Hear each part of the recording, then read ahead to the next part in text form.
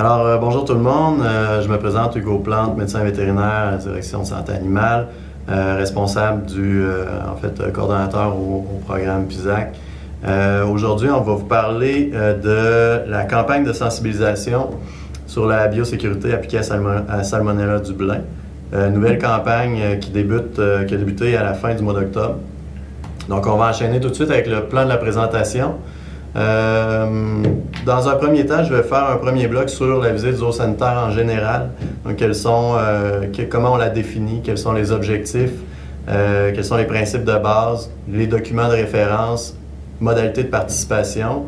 Le concept général de la visite zoosanitaire. Dans un deuxième temps, Dr. Luc Bergeron va venir vous présenter le détail de la campagne comme telle, donc le contenu et la mise en œuvre.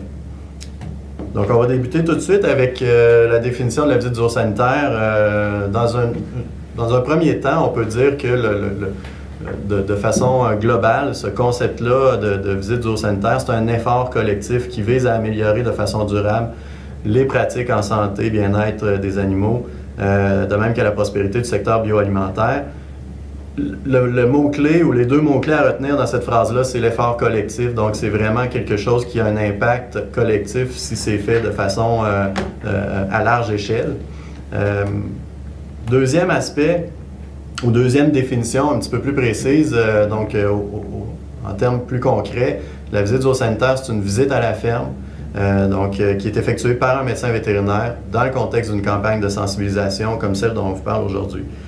Les mots-clés là-dedans, visite à la ferme, donc c'est vraiment à la ferme que ça se passe. C'est fait par un médecin vétérinaire. Donc, il y a un objectif de sensibilisation et ça se fait à la ferme avec le médecin vétérinaire et le producteur. On va aller un petit peu plus loin tantôt là, au niveau de la sensibilisation. Maintenant, toujours dans les définitions de la visite zoosanitaire, on peut dire aussi que c'est une nouvelle mesure qui est instaurée dans le programme ASAC, donc le programme d'amélioration de santé animale du Québec, pour l'exercice financier 2017-2018. Donc, dans le cadre de cet exercice financier-là, on ajoute 3 nouvelles mesures dans le programme ASAC. Il y a plusieurs mesures dans ce programme-là. Vous êtes familier probablement avec la mesure qui rembourse les honoraires vétérinaires. Donc, c'est tout simplement de nouvelles mesures qu'on vient instaurer dans le programme. Et l'objectif d'amener ces nouvelles mesures-là, c'est d'initier une transition vers un programme futur, qui est le programme PISAC, le programme intégré de santé animale du Québec. Donc, on amène un nouveau concept, c'est des projets pilotes, on vient tester des hypothèses, on vient tester des concepts, voir si ça répond bien, puis voir si on répond à des objectifs qu'on s'est fixés. Donc, les nouvelles mesures, vous les avez ici, là, c'est la campagne. On a une première campagne, une deuxième et une troisième. La première, vous l'avez peut-être vu passer là, au mois de septembre, celle sur les petits ruminants. La deuxième qui est pas lancée pour le moment, là, qui va être dans le secteur porcin. Et la troisième, celle dont on parle aujourd'hui, sur Salmonella du blin. Maintenant, au niveau des objectifs de la visite zoosanitaire, j'en ai parlé un petit peu tout à l'heure, de promouvoir l'adoption de pratiques recommandées. Donc, c'est vraiment un objectif de faire la promotion, d'amener les pratiques en santé et en bien-être animal plus loin à la ferme. Donc, on veut favoriser l'acquisition de connaissances utiles qui sont liées à un enjeu particulier, un enjeu qui a été ciblé par le secteur, donc pas uniquement par le gouvernement, mais par des gens qui sont impliqués dans le secteur, des médecins vétérinaires, des praticiens. Luc va rentrer dans le détail tout à l'heure, vous expliquer un peu comment cette démarche-là a été faite là, pour déterminer les thèmes et le contenu de ces visites-là. Toujours dans les objectifs de la visite zoosanitaire, contribuer à renforcer le lien entre l'éleveur et le médecin vétérinaire. Donc ça, c'est un objectif important. On dit bien contribuer parce que dans certains secteurs, le lien est déjà très fort, très bien établi. Donc on veut contribuer à maintenir ce lien-là et à le renforcer. Dans certains secteurs, c'est un petit peu moins solide. Donc il y a des secteurs qui sont moins bien couverts par les services vétérinaires, on le sait. Donc ce qu'on veut, c'est amener une opportunité pour le médecin vétérinaire et l'éleveur de créer des liens durables et de permettre là, justement là, d'avoir une relation à long terme qui va aider le producteur à améliorer ses pratiques en santé et bien-être des animaux. Dernier objectif, susciter l'intérêt des médecins vétérinaires et des éleveurs à l'égard de certains sujets d'intérêt, comme je vous disais tout à l'heure, des sujets qui ont été ciblés là, comme étant prioritaires par le secteur ou par les secteurs importants du secteur. Les principes de base de la visite zoosanitaire, donc c'est assez simple, mais ce qu'il faut retenir, c'est que c'est quand même quelque chose qui a un cadre qui est défini, qui est bien établi. On a un thème qui est défini, on a un contenu qui est défini. On a une durée qui est attribuée pour cette visite-là. Donc, c'est pas quelque chose qui est complètement libre, c'est quelque chose qui est structuré, qui est encadré pour s'assurer qu'on s'en va tous à la même... on se dirige tous dans la même direction. C'est élaboré en concertation, donc il y a un groupe de travail, comme je vous disais, avec des acteurs du secteur qui a travaillé pour élaborer cette initiative-là. On aura plus de précisions là-dessus tout à l'heure. C'est une participation volontaire, c'est important. Il n'y a pas d'obligation de la part du médecin vétérinaire ou du producteur. Mais évidemment, même si c'est une participation volontaire, on vise à avoir une participation à très large échelle. Plus il y a de participation dans un secteur particulier, plus l'impact collectif va être important. Donc, c'est ça la force de cette initiative-là. Dernier principe de base, c'est sans frais pour l'éleveur, donc c'est important de retenir ça. On a voulu, puis ça c'est en collaboration avec toutes les parties prenantes, on a voulu s'assurer qu'il n'y aurait pas de frais pour l'éleveur pour cette visite-là. Donc c'est 100% payé par le gouvernement. Tous les frais qui sont inclus dans la visite, donc que ce soit le déplacement du médecin vétérinaire, que ce soit son tarif horaire, s'il y a du temps d'administration ou s'il y a d'autres choses qui est inclus dans la visite, tout ça a été inclus dans le montant qui est prévu pour la visite. On va vous parler plus tard là, des montants puis de la rémunération du médecin vétérinaire. Dernier principe de base, en fait, c'est important, ça se déroule sous forme de discussion dirigée. Donc, ce qu'on vise, c'est d'amener une discussion entre le producteur, une discussion libre, mais quand même dirigée, donc qui est cadrée sur un thème particulier. Ça se fait avec un formulaire et un questionnaire, en fait, là. Donc, c'est questions-réponses qui amènent une discussion. C'est important de ne pas prendre ça comme une évaluation. Il ne faut pas que le producteur ait l'impression qu'on veut l'évaluer sur ses connaissances, sur un enjeu particulier. C'est vraiment d'amener une discussion ouverte entre le producteur et son client, l'éleveur.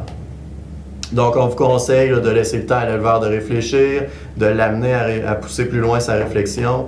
On vous conseille aussi d'adapter la visite, vous assurer que même si ça peut durer jusqu'à 2 heures, là, même si c'est quand même une bonne durée, de vous assurer de peut-être prendre des pauses pour garder l'intérêt, pas hésiter à vous déplacer dans les installations si c'est pertinent de le faire. Donc, au niveau des modalités de participation, premièrement, évidemment, il faut être inscrit à l'entente ASAC parce que c'est une mesure du programme ASAC, donc il faut être inscrit à l'entente ASAC pour pouvoir faire ces visites-là. La plupart d'entre vous l'êtes probablement déjà. Si ce n'était pas le cas, il y a possibilité d'effectuer des visites zoosanitaires même si vous n'êtes pas inscrit à l'entente ASAC en vous inscrivant seulement au programme PISAC, donc seulement pour les mesures PISAC, ce qui ne vous donnera pas accès au programme ASAC. Donc, si vous avez besoin d'informations supplémentaires là-dessus, vous pouvez communiquer avec nous. Ensuite, ce qu'on vous demande, c'est de communiquer avec vos clients qui sont admissibles, de faire les visites, de remplir le formulaire. Je vous ai parlé d'un formulaire ou d'un questionnaire. C'est le livrable que vous devez nous transmettre. Donc, il faut remplir ce formulaire-là de façon électronique. C'est un PDF, on va le voir tout à l'heure. Il faut le remplir de façon électronique et le transmettre de façon électronique au MAPAC via le site Flora, le même processus que vous utilisez pour les honoraires ASAC actuellement. On va aller un petit peu plus loin dans le détail tout à l'heure. Donc, une fois que vous avez transmis le formulaire, vous pouvez faire le suivi là, sur le site Flora en ligne. Vous pouvez faire le suivi de vos demandes et de vos paiements. Les modalités de paiement, dans le fond, on a essayé d'amener une façon de rémunérer le médecin vétérinaire différente de celle qui est présentement utilisée dans la ZAC. Donc, au lieu d'utiliser un tarif de déplacement et un tarif horaire, on y va avec un forfaitaire fixe. Le forfaitaire varie selon la MRC, varie aussi selon la visite qui est faite.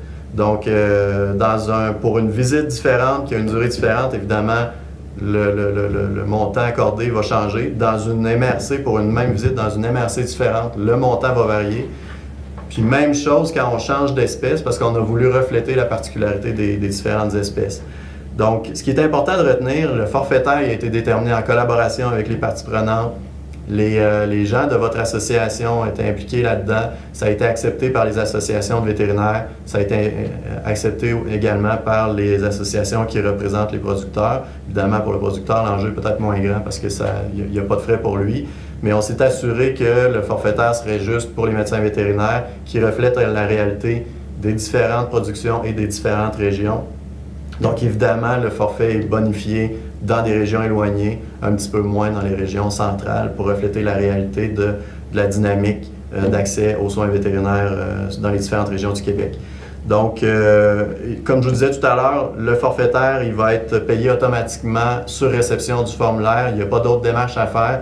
Vous n'avez pas besoin d'envoyer de facture au MAPAC pour ces visites-là. Puis en fait, on vous demande de ne pas facturer le producteur parce que ça doit être gratuit pour lui. Donc, il n'y a aucun montant qui peut être facturé là, au producteur pour ces visites-là, autre que le formulaire qui est transmis au MAPAC.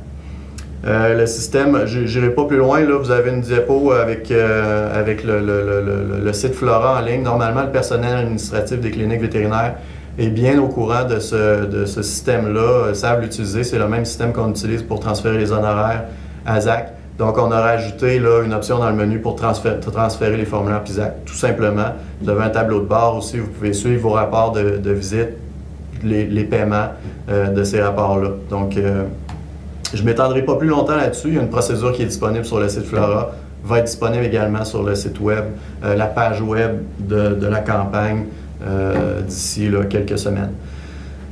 Au niveau du lancement, dans le fond, cette campagne-là a été lancée le 30 octobre. On vous a envoyé via l'Association des médecins vétérinaires du praticien du Québec et via l'Ordre des médecins vétérinaires du Québec, on a envoyé une communication pour avertir les vétérinaires dans un premier temps.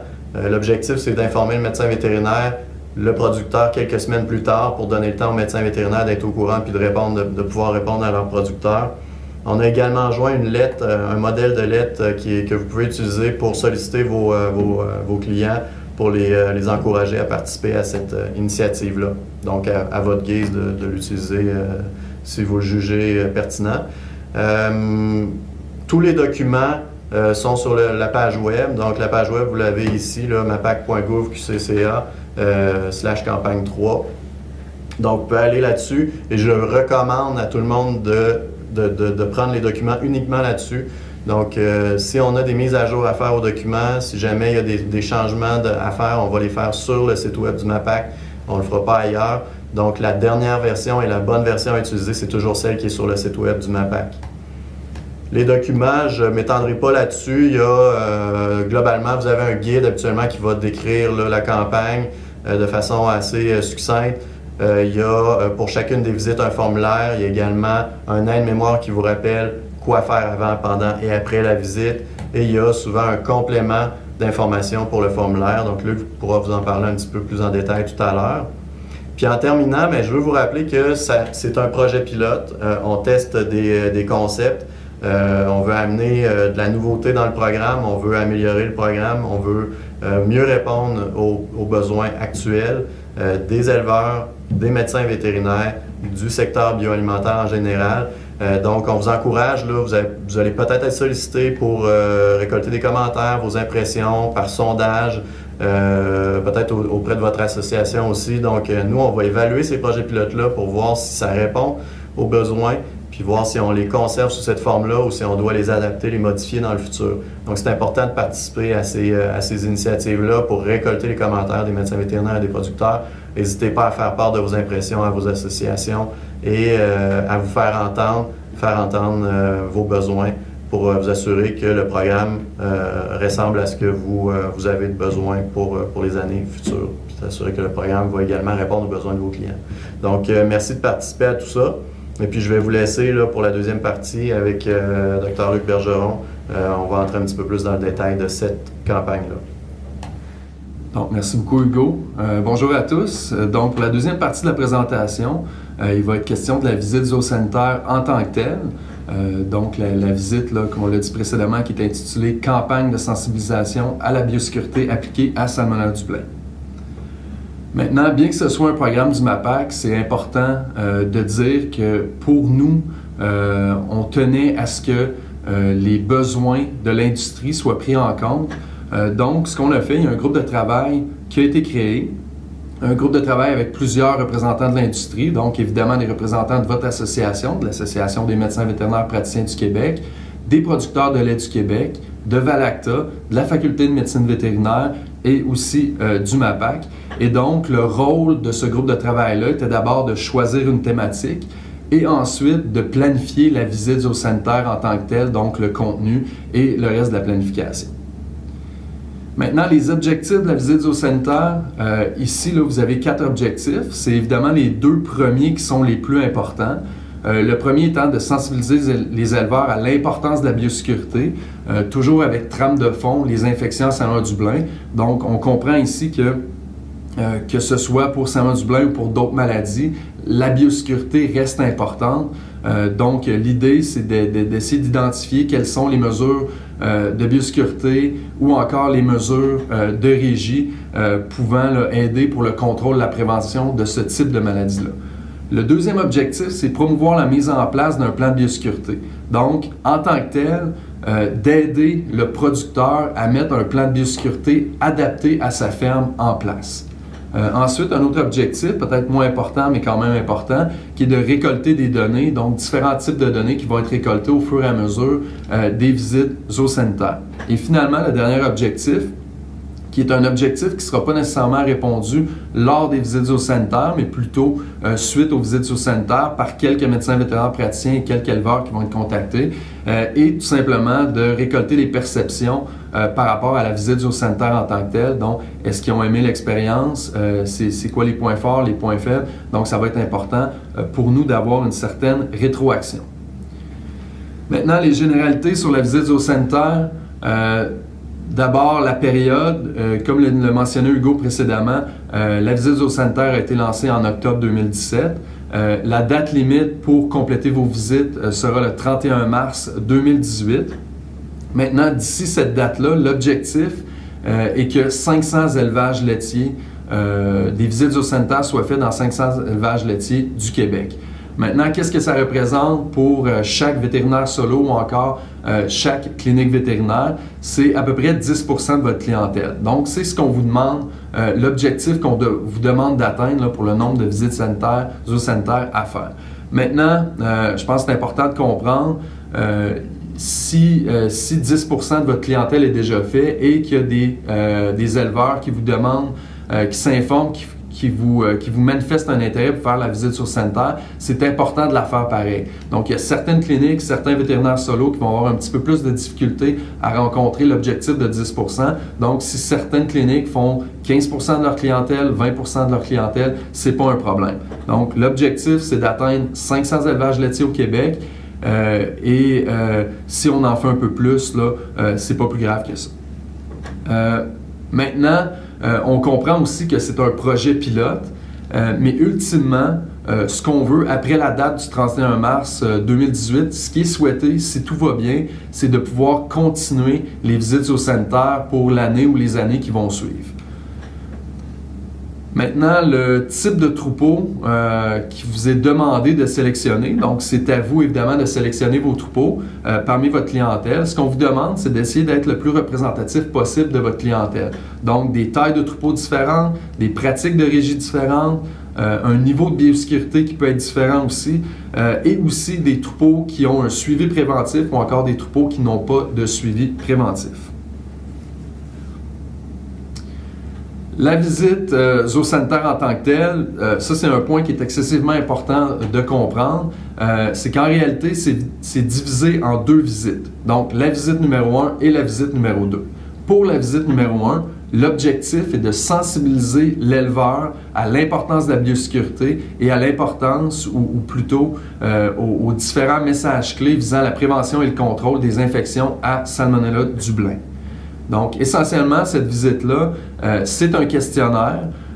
Bien que ce soit un questionnaire, et comme l'a mentionné Hugo précédemment, l'idée, c'est pas de ne tester votre client, mais plutôt de générer une discussion qui va permettre de sensibiliser votre client face à l'importance de la biosécurité et aussi aux infections à Salmonella Dublin. Maintenant, la durée de la visite, c'est d'une durée d'1 heure. Et l'admissibilité, votre client a besoin d'avoir un numéro d'identification ministérielle et compter un minimum de 10 vaches en lactation.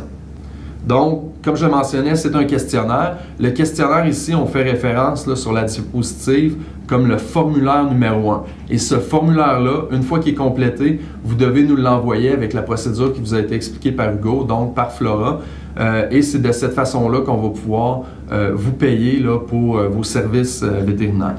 Maintenant, l'autre document qui est aussi disponible, c'est le complément d'information. Donc, essentiellement, le formulaire numéro 1, c'est le questionnaire, comme je mentionnais précédemment.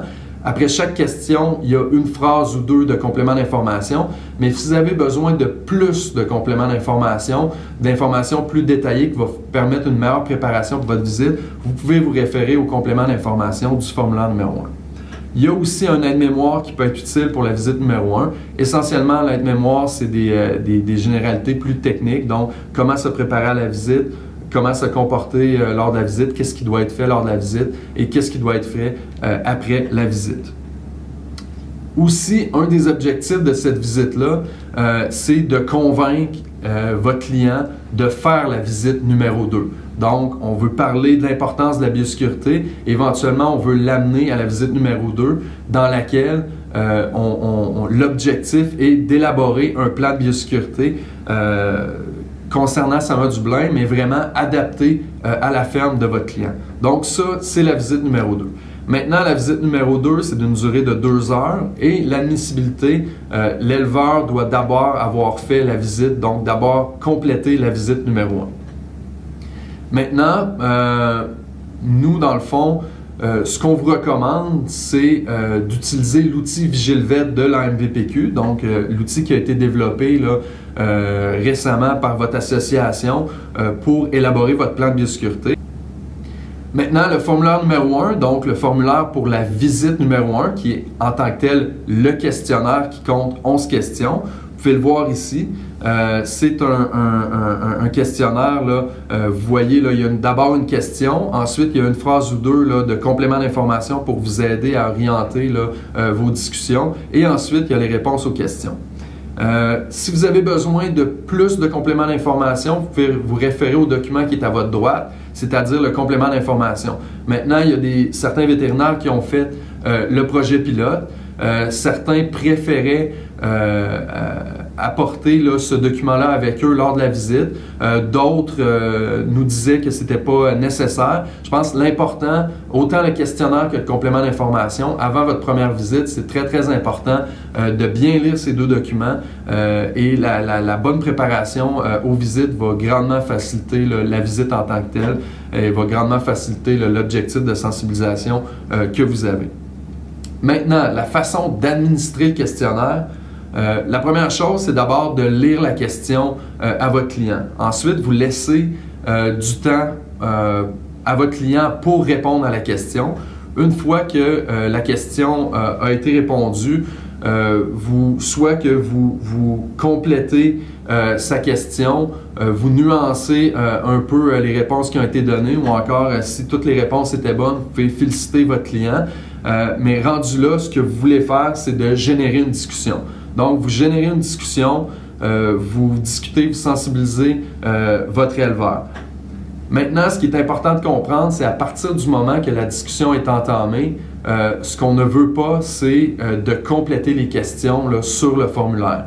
C'est-à-dire que nous, on va collecter les informations là, qui ont été données suite au premier moment que vous avez posé la question à votre éleveur et les questions qui ont été cochées préalablement. Mais une fois que la discussion est commencée, une fois que les questions ont été corrigées, une fois que les réponses supplémentaires ont été données par votre éleveur, à ce moment-là, vous ne les notez pas là, dans le questionnaire. Maintenant, pour ce qui est de la visite numéro 2, donc comme on l'a expliqué précédemment, essentiellement, c'est d'élaborer un plan de biosécurité en compagnie de votre client, donc un plan de biosécurité qui est adapté là, à l'élevage de votre client. Ce qu'on vous recommande, c'est d'utiliser le module Salmonelle du Blin Prévention du logiciel VigilVet. Maintenant, les documents que vous allez devoir remettre à votre éleveur suite à cette visite-là, d'abord le rapport d'analyse Sama-Dublin. Essentiellement ici, le rapport d'analyse, c'est une liste de points critiques que vous avez identifiés là, et pour lesquels là, certaines mesures peuvent être mises en place. Ensuite, évidemment, de remettre le court plan d'action là, de biosécurité. Dans ce cas-là, le plan d'action, c'est vraiment là, certains des points critiques qui ont été identifiés par vous en compagnie de votre éleveur comme étant des points sur lesquels doivent être priorisés, pour lesquels des mesures concrètes, soit de biosécurité ou encore de régie, vont être mises en place. Et finalement, de remettre les procédures normalisées. Dans le cas de ce module-là, les procédures normalisées qui devront être remises là, à votre éleveur, c'est la procédure là, sur la biosécurité lors de visites à la ferme et aussi la procédure là, d'introduction et de réintroduction d'animaux vivants. Maintenant, si vous avez besoin de plus d'encadrement, plus d'informations concernant l'outil VigilVet, il y a un tutoriel là, qui est disponible sur le site de la MVPQ. Et surtout, n'hésitez pas à contacter votre vétérinaire conseil, donc Dr Marie-Ève Paradis, donc votre vétérinaire conseil à l'association.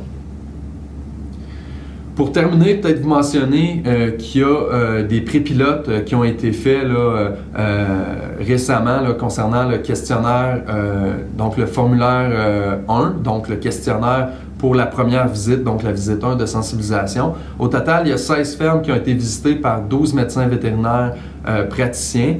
De façon générale, ça s'est très, très bien déroulé. Je vous dirais que la réception des éleveurs a été très bonne. Aussi, les médecins vétérinaires praticiens qui ont complété cette visite-là nous ont dit que ça a vraiment permis d'atteindre l'objectif, soit l'objectif de sensibilisation. Donc, de ce côté-là, nous, on est très confiants que l'outil qu'on vous transmet aujourd'hui, le questionnaire, ça va vraiment permettre là, de générer une bonne discussion de sensibilisation sur l'importance de la biosécurité et sur les infections à Sama-Dublin. Maintenant, il y avait certains éléments là, auxquels il fallait faire attention. D'abord, certains nous ont mentionné que c'était pas toujours évident là, de ne pas brûler les questions là, lors des discussions. Donc, c'est-à-dire, je m'explique, par exemple, lors des premières questions, question 1, question numéro 2, il y a une discussion qui va suivre, là, qui va s'en suivre. Et lors de ces discussions-là, souvent, les réponses aux questions suivantes vont être données. Donc, ça, c'est à faire attention. L'élément qui nous a été mentionné, c'est que tout est dans la préparation. C'est-à-dire, si vous lisez bien le questionnaire, si vous lisez bien le complément d'information, c'est des choses là, qui sont quand même assez facilement évitables. L'autre élément, c'est éviter de jumeler avec une longue préventive. Donc, ça, c'est quelque chose qui nous a été mentionné. Si vous voulez avoir l'attention de votre client lors de cette visite de sensibilisation-là, c'est important de ne pas jumeler ça avec une longue préventive. Donc, par exemple, si vous faites une médecine préventive de 2h30, 3h, puis ensuite vous voulez faire la visite zoosanitaire de 1 heure, c'est sûr que ça va être beaucoup plus difficile. De plus, les clients, donc vos clients ou les producteurs qui ont fait la première visite, certains ont mentionné qu'ils avaient vraiment apprécié le moment privilégié qu'il y avait avec leurs praticiens. Donc, un moment où c'était seulement une visite qui traite de biosécurité et non de médecine préventive de façon générale. Donc, pour eux, c'est du temps qui est quand même assez précieux. Puis, c'est vraiment une belle occasion pour les médecins vétérinaires praticiens de mettre l'emphase sur l'importance de la biosécurité. En terminant, je vous dirais que nous, de notre côté, on est convaincus que c'est une bonne initiative. On est convaincus que ça va permettre d'atteindre les objectifs là, collectifs dont on s'est tous fixés. On pense que les outils là, qu'on vous propose, c'est des outils qui vont permettre d'y arriver. C'est sûr que les médecins vétérinaires praticiens, pour le succès de cette initiative-là, vous en avez beaucoup sur les épaules. C'est-à-dire que si vous êtes convaincus de cette initiative-là, ça va énormément aider pour la participation et la suite des choses du côté de vos clients, là, de vos éleveurs. Donc, ça, évidemment, on compte sur vous à ce sujet-là. Puis, je pense en terminant, là, vous dire, c'est un commentaire qui a été fait par un de vos collègues lors d'une récente assemblée. Mais pour lui et nous, au MAPAC, on voit vraiment ça de la même façon. Pour lui, c'est une belle opportunité. C'est une opportunité qu'on ne doit pas manquer. C'est une opportunité où on peut améliorer les choses de façon collective. Je pense que tous, on s'entend sur l'importance d'améliorer la biosécurité dans ce secteur-là. Et donc, cette opportunité-là, il faut la prendre, il faut sauter à pieds joints dedans, il faut y aller à 100%. Donc, nous, c'est de cette façon-là qu'on voit les visites zoosanitaires. Donc, je termine en vous remerciant de votre participation, en vous remerciant à l'avance des visites zoosanitaires qui vont être complétées. Si vous avez des questions, n'hésitez pas à nous contacter. Aussi, n'hésitez pas à vous rendre sur le site Internet du MAPAC. Tous les documents, toutes les explications sont sur ce site-là. Et donc, je vous souhaite des bonnes visites zoosanitaires et je vous remercie encore une fois. Merci beaucoup.